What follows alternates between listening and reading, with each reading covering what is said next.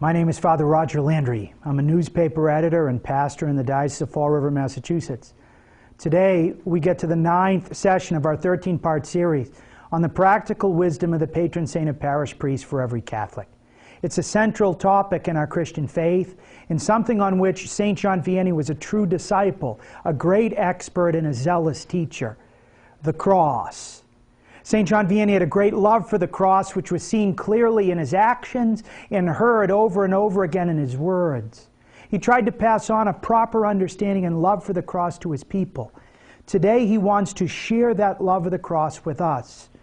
But when we start to reflect on the cross, it's a subject, let's be honest, that often fails to excite us. Not to mention, it's a subject that frightens many of us. We don't really want to have anything to do with the cross, even though our lives can't escape encountering the cross. So before I serve you the chicken liver of the cross, you might say, I'll give you a little bit of the dessert. St. John Vianney says, we can become saints in one of two ways, either by innocence or by penitence. And insofar as most of us aren't saints by innocence, the cross is our path to heaven. So insofar as we wish to get to heaven, it's by eating this chicken liver of the cross, which is not a curse given to us by God, but a great caress. This is an ever timely subject for Christians, not just because our lives are full of crosses, but because often we reject the crosses that God gives us. St. Paul, in his letter to the church in Philippi, said, "For many I have often told you, and now tell you even in tears, conduct themselves as enemies of the cross of Christ. Their end is destruction, their God is their stomach, their glory is in their shame. Their minds are occupied with earthly things." And St. Paul contrasts these enemies of the cross with those who recognize that their citizenship is in heaven, and that the way of the cross is the pathway home to heaven. It's crucially important for us in the midst of a hedonist age that seeks to maximize pleasure and avoid pain at all costs, that we become true friends of the cross of Christ and lovers of Christ on the cross. When St. Paul was preaching in the ancient world, he knew that the cross was a massive obstacle for most. In his letter to the Corinthians, he said that to the Jews, the cross was the greatest scandal. How a claimant to be God could die crucified by a foreign power on wood. And to the Jews, it was total folly. How great idiocy it was that someone who was supposed to be a great teacher would end up publicly executed. But St. Paul says that it's neither a scandal nor a folly to us Christians. To Christians, it's the power and the wisdom of God, because it shows God's incredible forbearance as well as the wisdom of love to the extreme. That's why St. Paul vowed to preach only about Christ crucified. That's why he was able to say toward the end of his life in his letter to the Galatians, "I will boast only in the cross of Christ, by which the world is crucified to me and I to the world." In order for us to become united with Christ, we need the cross so that we can be crucified to ourselves and the world. It was only through death to self and the cross that St. Paul was able to experience the full meaning of life and total communion of Christ, which is the point of human life and the goal of every human conversion. He would say in his letter to the Galatians, "I have been crucified with Christ, and it's no longer even I who live, but Christ who lives in me. The life I now live in the flesh, I live by faith in the Son of God, who loved me and gave himself up for me." In order for us to become a saint, in order for us to follow St. John Vianney all the way home, we need to be crucified so that Christ might truly live and reign within us. St. John Vianney followed St. Paul's path and experienced that type of crucified life. He was a friend of Christ on the cross and learned all its power and wisdom. He wasn't ashamed of it, but gloried in it. And it helped him to live a life of true faith in the Son of God, who loved him too and gave his life so that he might have life to the full. St. John Vianney's whole mission in his priesthood was to pass on that love, that power, that wisdom, that glory, and that life of the cross to his parishioners and to us. Let's look at what St. John Vianney taught us about the meaning of the cross through his own cruciform life. St. John Vianney willingly embraced the cross. We've spoken about how he fasted on a few boiled potatoes a week, perhaps some matafems and a cup of milk. He used the discipline and scourged his body to unite himself to the sorrowful mysteries of the Lord. He denied himself sleep. He patiently put up with those who attacked him and complained, whether they were his parishioners, fellow priests, or even enemies of the church. He allowed himself to be nailed to the wooden coffin of his confessional to minister the fruits of the cross to those whose sins pinned Jesus to it. And he did so much more. His was a life in which he was constantly dying to himself so that Christ might live. Because of his crucified life, people were able to see Christ in him more easily. God in a man, they would say during his lifetime. His whole life and ours was a cross. He obeyed the will of God to return to ours and remain there 41 years, almost against his will, offering to God the sacrifice of his solitude that he desired so much. He once told one of his parishioners that he suffered because he wasn't suffering enough, and that he had asked the good God never to leave him without suffering. The good God heard that prayer. He prayed all night in the church early in his time there in ours. "O Lord, grant me the conversion of my parish. I consent to suffer everything whatsoever you wish to give me my entire life. Just grant me the conversion of my parish." My whole life, he said, I have been manhandled, but I came out of it okay. He had once promised the good God not to complain, but he was suffering so much on one occasion that he said, if I hadn't made that promise, I would complain now. He said, I suffer at night for the souls in purgatory and during the day for the conversion of sinners. In his last years, he suffered so much that he said it's almost impossible to suffer anymore. But he also gave us confidence in suffering, confidence with which he himself lived. He said, you cannot doubt that your pains and sacrifice have already helped the cause of suffering souls. Speaking of suffering, he said that on earth we are to suffer, to die, and so to reign. That it's only through suffering that we become obedient. It's only through obedience that we become free. It's only through freedom that we learn how to love. It's only through love that we come to the kingdom of love, that's heaven. St. John Vianney's sufferings and difficulty in sleeping grew with age, but so did his patience, so did his ability to deal with that cross. His headaches were so strong that he couldn't even wear a hat at night. For this reason, he used to have his hair cut short on his head so that not even the wind could blow the strands of his hair and cause him greater pain. We believe that he had severe migraines, even though they weren't diagnosed to be such at his time. He said that the good God doesn't ask us for the martyrdom of the body, but only the martyrdom of the heart and the will. That martyrdom of the heart and the will is the way we live a cruciform life, and that's the martyrdom St. John Vianney lived. This was one of the most important and most difficult lessons he tried to communicate to his people. He frequently passed on to them a real love for the cross. And when we get, after the break, to St. John Vianney's preaching on the cross, we will be able to make many of those same points our own. St. John Vianney's living a cruciform life was matched only by his preaching a crucified Christian life. And when we look at the preaching that he gave to his people from the pulpit and the catechetical classroom, he gave us so many gems that will help us bear our crosses like a saint. So let's listen to the practical wisdom of the patron saint of priests. St. John Vianney said first that the way of the cross is the path of Jesus and Mary. If we wish to follow Jesus and Mary to heaven, that is the path we must choose. He exclaimed once, how few are the Christians that follow you, Lord, like the Holy Virgin followed you all the way to Calvary. We must follow on that way. He said the cross is not a curse but a sign of predilection of God's love. He says whoever is not marked by this sign of the cross is disowned by God.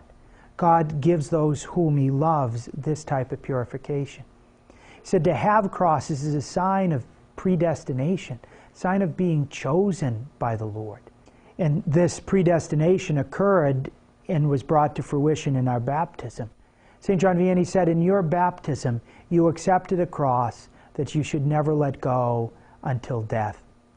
When I baptize young babies, I always talk to their parents about the gesture they make at the very beginning of the baptism, when they literally make a sign of the cross on their child's forehead.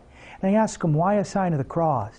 Most parents don't want their child ever to even have a toothache, not to mention a broken heart, not to mention suffering at work or ever to get a failing grade.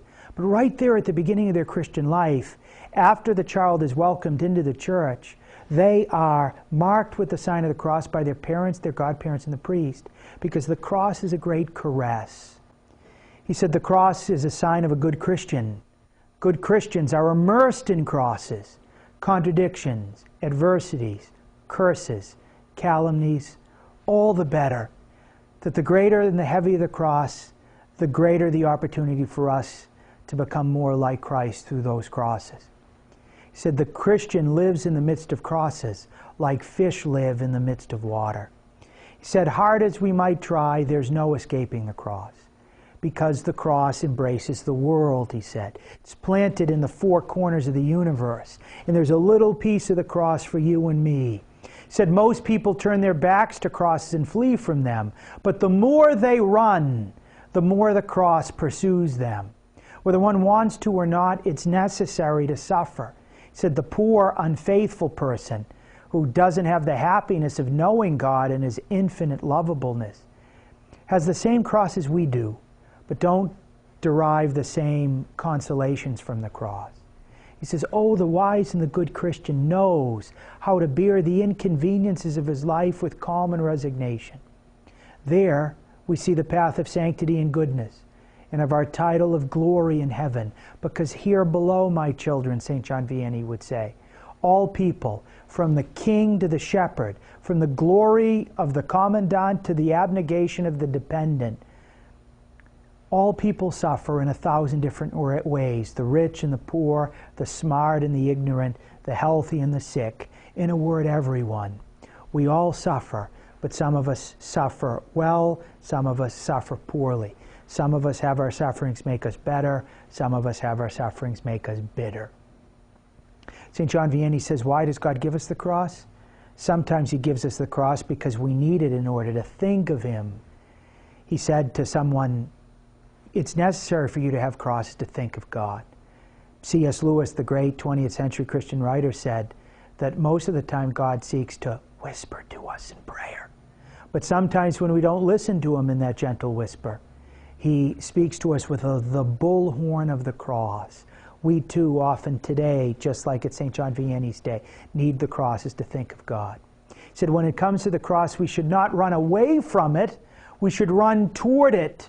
He said we should run after the cross like a greedy man runs after money, because it's the cross that will make us truly wealthy. A cross well received, a cross that unites us to the Lord. He says, if you wish to be truly wise, go to meet the cross. Wisdom comes not separated from the cross, but together with it. Because wisdom's there, because it conforms us to Christ, because it crucifies us so that Christ may live, we should therefore love the cross. St. John Vianney said, we have to ask for the love of crosses. Then crosses will become sweet. And he gave a personal witness of that. He said, I've had the experience of this. During 4 or 5 years early in my priesthood, I was the object of calumnies, contradictions, and other provocations. Oh, did I have crosses. I had more than I thought I could bear. Some of us might be able to make similar things. We've thought that we have had crosses more than we could bear. Some of you watching right now might think right now you have heavier cross than you can bear. But St. John Vianney said that when he thought he had too many, he made himself ask God for a love of crosses, and that God heard his prayer, and then he was happy. And he would say thereafter, I tell you truly, there's no happiness anywhere else, that the greatest of all consolations here on earth is to be united with Christ in a cruciform life. He said that when one loves crosses, one no longer has crosses. But when one pushes crosses back, it's then that the crosses crush them. He said the cross and how we embrace it is a measure of our love for God. He said if we loved God, we would love crosses. If we loved God, we would be happy to suffer for love of God, who really wanted to suffer out of love for us. He said it's never necessary for us to look where the crosses come from. Many of us are distracted by saying, where'd this come from and how can I get rid of it? St. John Vianney made it simple for us. He said, our crosses come from the good God. It's always God who gives us the means to prove our love for him. He continued by saying, the more we love God in the cross, the less we will feel the bitterness that initially accompanies the cross. Once he said in a homily, oh, how souls that are totally in God, in suffering, feel sweetness. It's like a sauce in which we put a lot of oil. The vinegar remains vinegar, but the oil takes away the bitterness, and one doesn't sense it any longer. Let's ask God for love of the crosses. When he gives us a love for the cross, and we have that love for the crosses that he's given us, we'll feel that oil taking away the bitterness. For a Christian, St. John Vianney said, crosses are no longer crosses. They're like thorns that love burns, that become sweet like ashes. To suffer with the good God, he continued, is not to suffer. It's like lying down, not on a bed of glass, but on a bed of roses, because we rest there with the Lord. He said, when it comes to growing in wisdom, the cross is the greatest book of all. This is St. Francis's great insight. When St. Francis was dying, he asked that his book be brought to him. And the book that they brought him was the cross, because it was from the cross that he learned all the wisdom of how to love like Christ loved. The cross is not just a book about pain and suffering. It's about love that makes all of that suffering bearable. And that's what St. Francis and St. John Vianney both learned, and we're called to learn. Listen to what St. John Vianney said about the wisdom that we learn from the cross. He says, the cross is the wisest book one can read. Those who do not know this book are truly ignorant, even when they know all the other books ever written. But those who love it, consult it, deepen their understanding of this book of the cross, are truly wise. This book is bitter, but one will never be more happy than to bathe in its bitterness. The more one is in this school, the more he wants to remain there. Time passes in the school of the cross without boredom. One knows everything one wants to know, and one's never satiated on what one has tasted. He said that the good God never wants us to lose sight of the cross, because it's that cross that allows us to see things as they really are. In contrast to the greatest wisdom that we get from knowing the cross intimately, he said the greatest foolishness in the world is the fear of the cross. He says it seems that because we love the good Lord a little, we shouldn't have anything contrary to total earthly happiness, anything that makes us suffer. But he concluded, it's because we do not understand the price and the happiness of crosses that we're foolish in this way. He said the cross is what ultimately distinguishes us as people. One of the lines I'll most remember from St. John Vianney, he says that there are two types of sufferers with the cross. Those who are like the good thief and those who are like the bad thief. What did we see in the good thief and the bad thief on both sides of Christ? They were experiencing the exact same pain, but one knew how to make the sufferings meritorious, accepting them in a spirit of reparation. We are suffering on account of the evil that we have done, he cried out. The bad thief, on the other hand, didn't suffer that same way, and even in the midst of his sufferings, he tried to use God and died with bitterness. He said, sufferings, happiness, and infirmities are the happiness of perfect souls. They ennoble the Christian and make the Christian like the divine Savior and his most holy mother. That these two ways to suffer are to suffer in love and to suffer without love. To suffer with Christ as the good thief did, or without Christ as the evil thief did. The saints suffered everything with patience, joy, and perseverance because they loved. We so often suffer with anger, scorn, and laxity because we don't love. When we're in the midst of a cross, we need to remember the good thief and to unite ourselves to Christ, who is suffering there alongside of us. If we unite to the Lord, then that day we will experience a little bit of paradise here on earth, in eternal paradise with Dismas the good thief later. He said, worldly people lament when they have crosses, but good Christians lament only when they don't. He said, when we live a cruciform life, all our tears are taken away. He said, a house that's built on the cross never fears the wind, the rain, or the storm, because it's built on that rock of the cross, and not even earthquakes can shake it. As it busted the temple on the day Christ was crucified, that wooden cross stood firm. A good Christian can do all he wants, St. John Vianney said. He can keep increasing everything, because nothing will stop him, neither calumnies, mistreatments, persecution. He has patience. He can bear everything, because through the cross, he dies to himself so that nobody else can kill him or stop him. He said, if we could see the cross from heaven's perspective, we would be grateful for it here on earth. He said, if we could pass a week in heaven, we would understand the price of this moment of suffering we're going through. We wouldn't find the cross so heavy. We wouldn't find it such a bitter test. He says, it's only our crosses that we've suffered that will give us confidence in the day of judgment. He said, we've not yet suffered like the martyrs. Ask the martyrs if they're angry now in heaven. He said they knew that their sufferings would bring them to the Lord. And reflecting on the martyrs, he said, the good God is not asking so much of us like he asked of them. We should pray to carry our crosses well, not just to love them, but carry them well. St. John Vianney said, pain disappears before well-done prayer like snow before the sun. St. John Vianney continued that if we wish to have peace in the world and in our souls, it'll come only through the cross. He would exclaim, la croix, the cross, the cross. Do we lose peace? It's the cross that gives peace to the world. It's the cross that brings peace into our heart. All our miseries come from the fact that we don't love the cross. It's the fear of crosses that increases the pain of the cross.